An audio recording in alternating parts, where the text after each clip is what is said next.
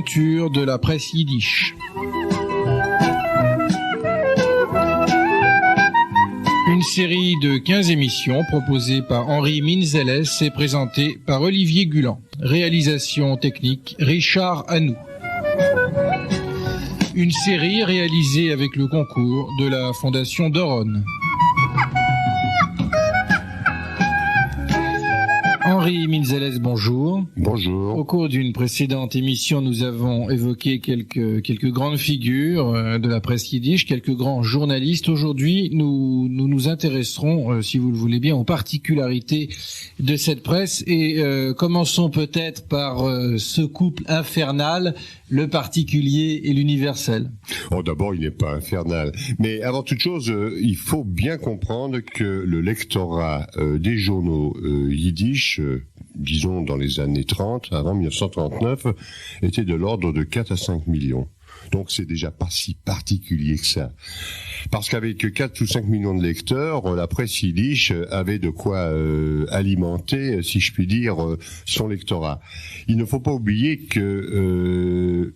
et c'est vrai, on peut parler dans une certaine mesure d'un particularisme, par exemple lorsqu'il s'agit de la naissance de son petit dernier, lorsqu'il s'agit de petites annonces, des bar mitzvot, des mariages, des décès, des bals de société. Et chacun sait que les bals de société avant la guerre avaient une importance extraordinaire. Par exemple en France où il y avait les Landsmannschaften, c'est-à-dire des sociétés d'originaires, n'est-ce pas, qui se réunissaient et dans un journal, disons le Heint ou dans le Neue Presse, on savait que la société de Lukow ou la société de Mesrich invitait ses ouailles, si je puis dire, à venir participer au bal de société parce que il y avait des mariages en vue. Disons que c'est la société d'originaire, c'était le Chatran avec une majuscule.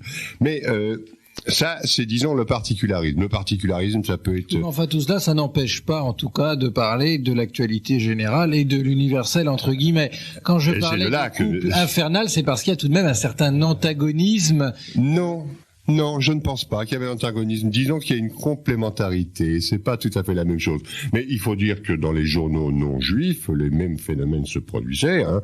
Après tout, il y avait des journaux, des quotidiens, disons français, d'expression française, écrits en français, où on parlait aussi des petits problèmes qui pouvaient agiter la communauté nationale ou locale, et les grands problèmes de l'heure, c'est-à-dire être en prise directe sur les événements.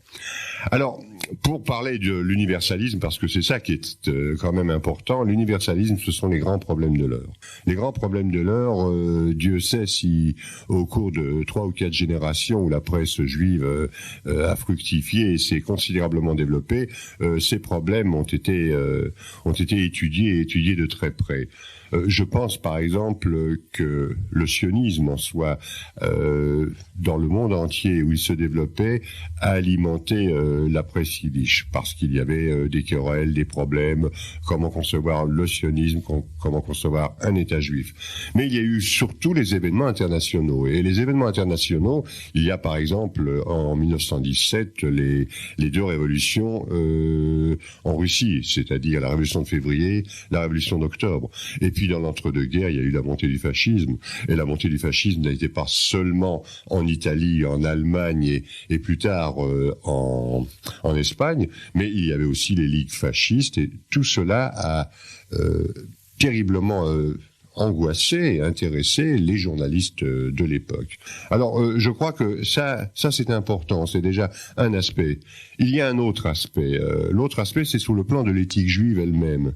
Et quand je dis éthique juive, c'est-à-dire le rapport entre, disons, la religion juive, qui dans les journaux n'était pas un phénomène majoritaire. Il faut qu'on le sache bien. Je parle à cette époque-là, et ce qu'on appelait la Weltlichkeit. Alors Weltlichkeit, c'est un terme qui a plusieurs acceptions, c'est-à-dire qu'on peut, lorsqu'on parle de Weltlichkeit, on peut parler de sécularisme, de laïcité, et ça veut dire aussi universalisme. Donc c'était les grands problèmes des rapports de l'individu, de l'homme juif, avec sa communauté et avec sa religion, qui après tout, c'est ça qui avait assuré le ciment tout au long des siècles du peuple juif. Mais Henri Milzelès, est-ce que par exemple dans les journaux qui appartenaient au parti Boun par exemple, ou dans les journaux très à gauche, est-ce qu'il y avait malgré tout par exemple des commentaires sur la paracha?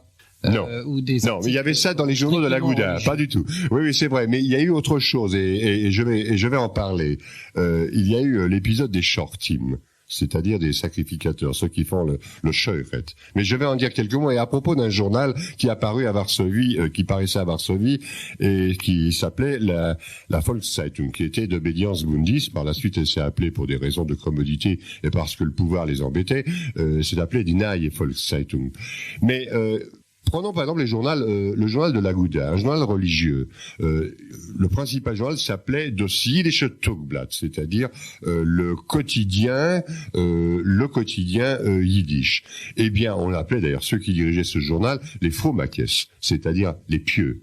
Et il y avait en haut du journal, à gauche, puisque ça va de droite à gauche, BH, ce qui voulait dire mit Gott Willen, avec la volonté, la volonté de Dieu, n'est-ce pas? Alors, pour en revenir à cet épisode des querelles qu'il y a pu y avoir sous le problème religieux, il faut dire que même les bundistes, les plus bundistes, si je puis dire, ne bouffaient pas du rabbin. Et ceci est si vrai, c'est qu'en 1937-38, le gouvernement polonais a voulu faire paraître une loi absolument inique, estimant qu'il ne fallait plus tuer les bêtes suivant la tradition juive, suivant le rituel. Parce qu'il disait c'était barbare, etc. En fait, c'était une manière déguisée d'empêcher la cacheroute. Eh bien, le Bund a pris position contre cela et dans ses colonnes en 1937 et 38, non seulement il s'est élevé contre cela, mais il a aussi expliqué que c'était un phénomène social. Je m'explique. En supprimant ces sacrificateurs, il se trouvait sans travail, si bien que, et c'est ça qui est très drôle, il y a eu un syndicat des shortim créé par le Bund. Non, mais c'est important pour montrer que effectivement il y avait des problèmes entre les religieux et les non religieux, mais ça, parfois il y avait quand même une certaine entente parce qu'il s'agissait des traditions du peuple juif dans son ensemble. D'ailleurs, à propos de Neue Volkszeitung, je voudrais dire un mot sur deux très grands journalistes, Ehrlich et Alter, l'un était un avocat, l'autre était un syndicaliste très connu, et qui l'un a défendu les communistes juifs, l'autre a toujours été sur la brèche en ce qui concernait les problèmes de salaire et d'augmentation de salaire, et je tiens à signaler qu'ils ont été deux très belles figures qui ont été tuées par Staline en 1941. Alors, la presse yiddish était également une force anti-assimilationniste et nous allons en parler après une pause musicale.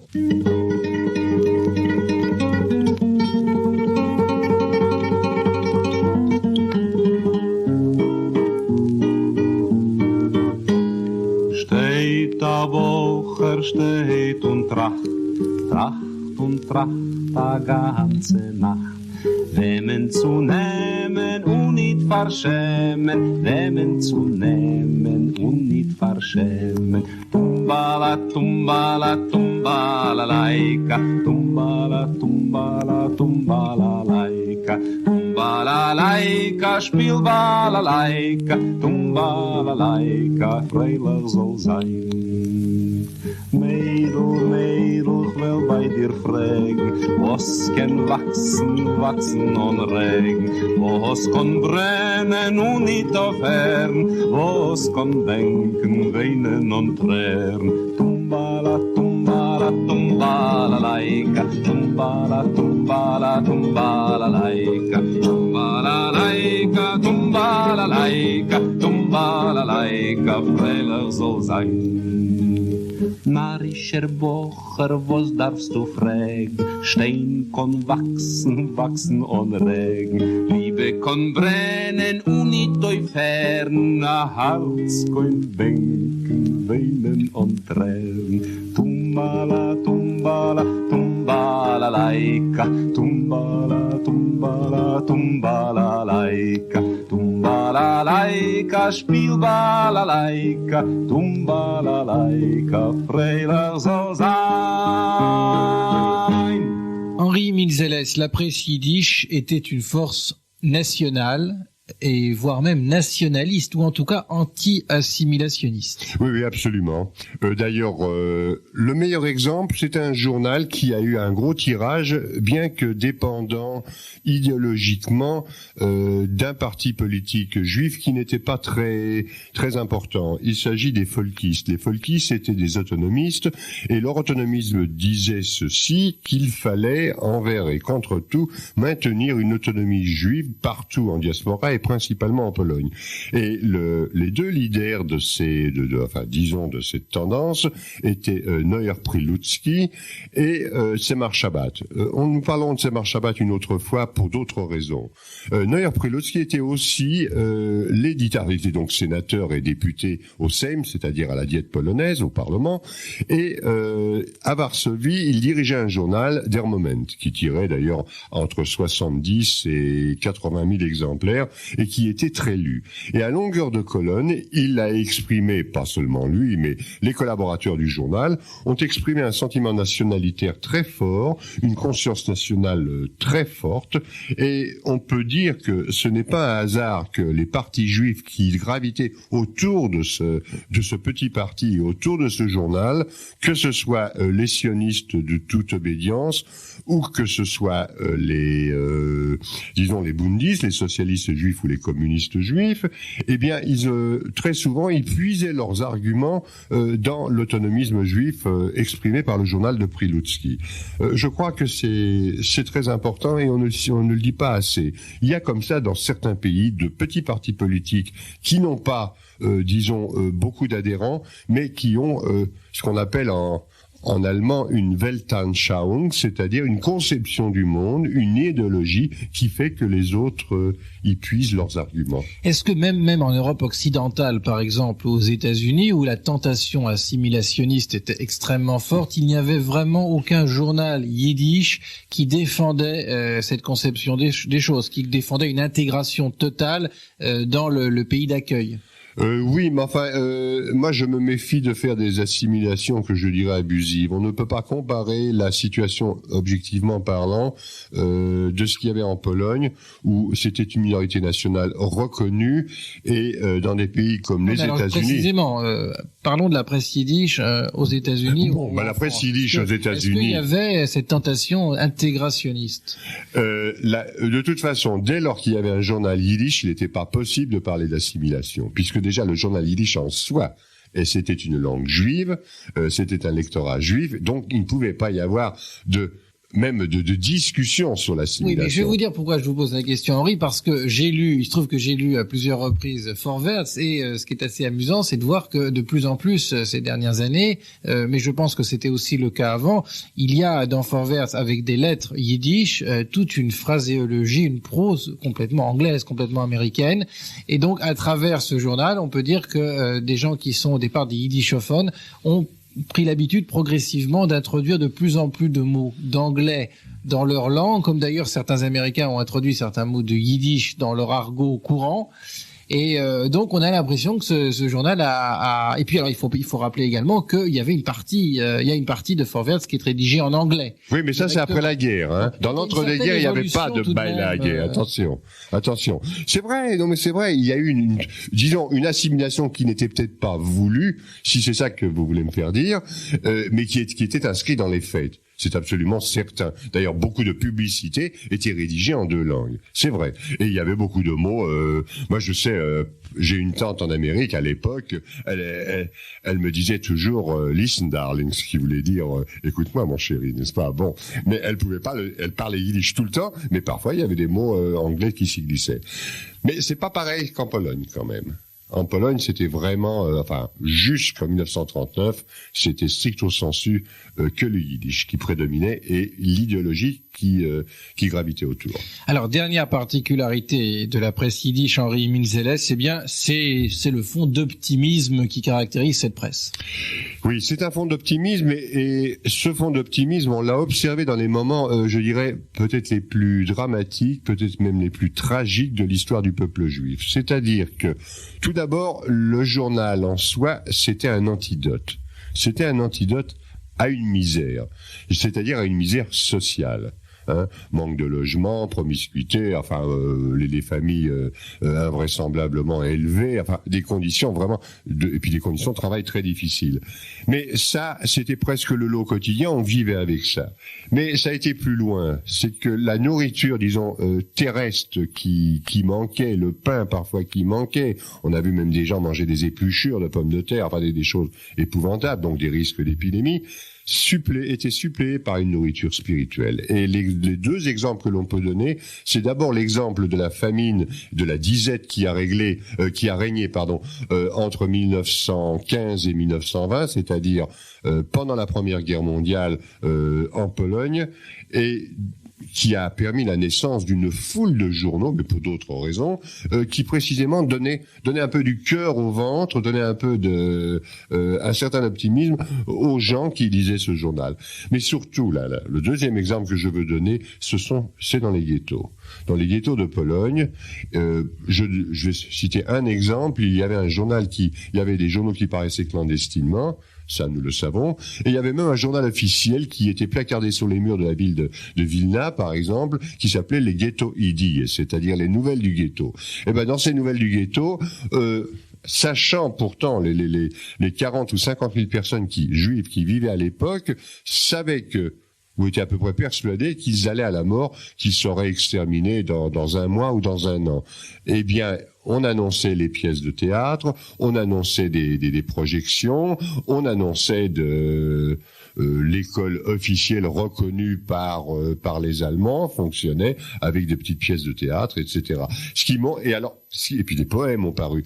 C'est-à-dire, indépendamment des nouvelles qui parfois étaient très mauvaises, prière de présenter le certificat jaune, les shines, ça s'appelle, pour changement, et ça signifiait très souvent que les gens partaient à la mort. Mais il y avait quand même, il y avait un peu le proverbe qui disait « Memzeb Ebolem, nous survivrons ». Et ça, je trouve que c'est fondamentalement très important pour la communauté juive. C'est ça qui lui a permis de subsister. Presse et littérature yiddish, ce sera le thème de notre prochain rendez-vous. Merci Henri Minzeles.